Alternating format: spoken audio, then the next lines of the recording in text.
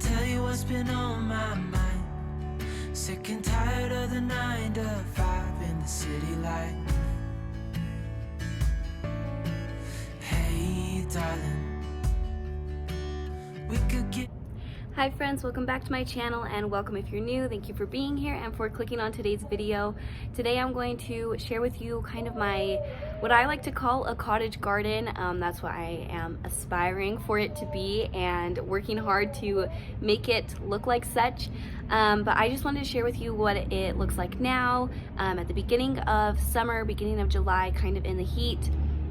Things are starting to sort of slow down, and I wanted to share it with you before my hostas are looking tired and everything's kind of on its last legs. So there's some things that are still in bloom and a couple things coming into bloom, a few things that are out of bloom, but I wanted to share it with you guys to hopefully give you some inspiration. If this is kind of something that you're trying to aspire for in your garden as well, then maybe it will give you a few ideas that you hadn't thought of.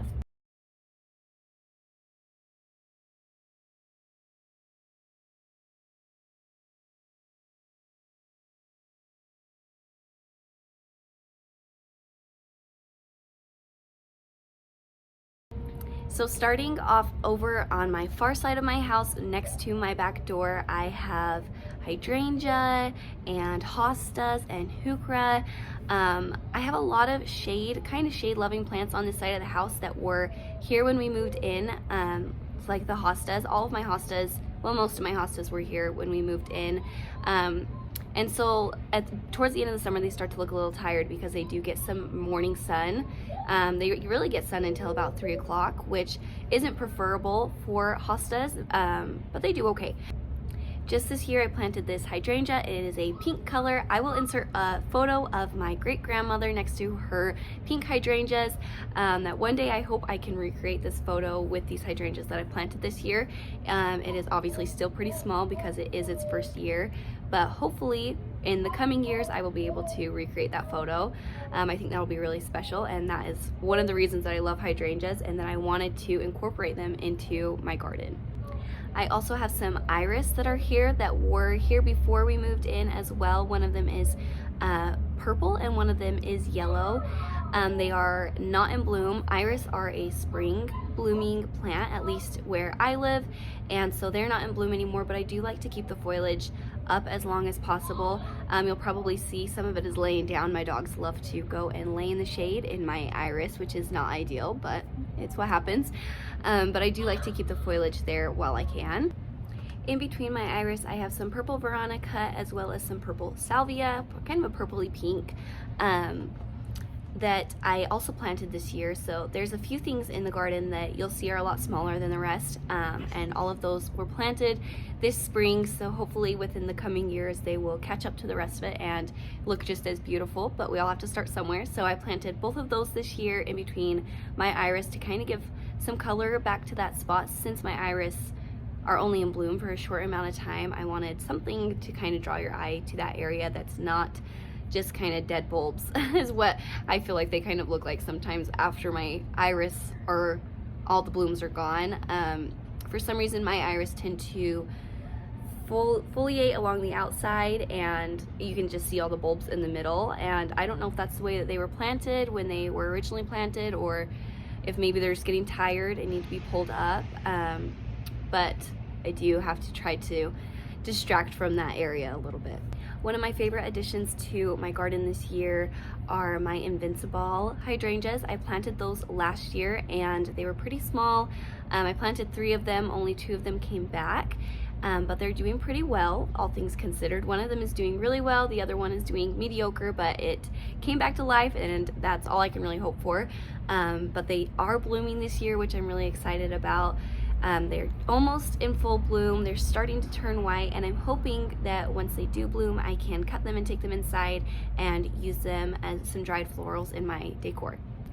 This year I tried to add a lot more color. In the past years I've done a lot of greens and whites, and so I wanted to try to add something with a little bit of color. I stayed on the safe side with pinks and purples, more soft colors, but I did add some lavender, some pincushion flower, some astilbe with a nice pop of pink.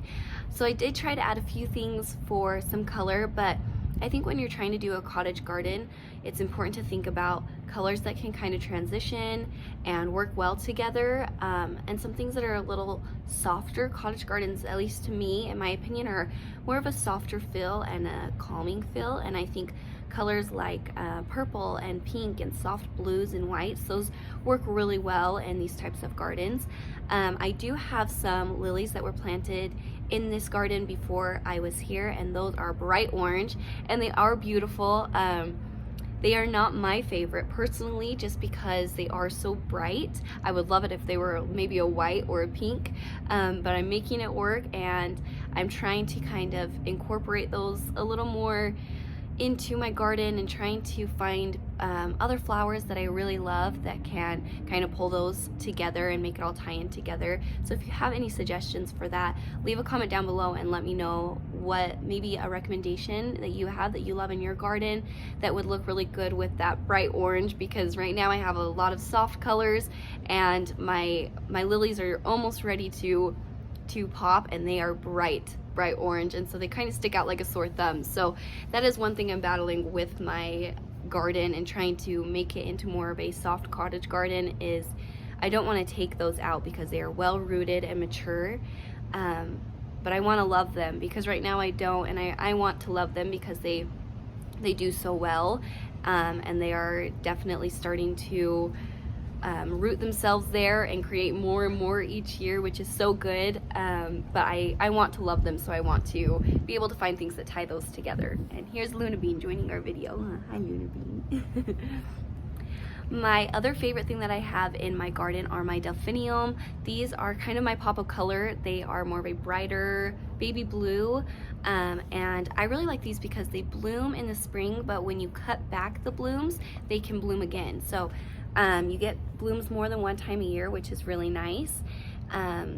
And they kind of add a fun, different texture. They're really tall, which is nice because I tend to lean towards more smaller, petite things.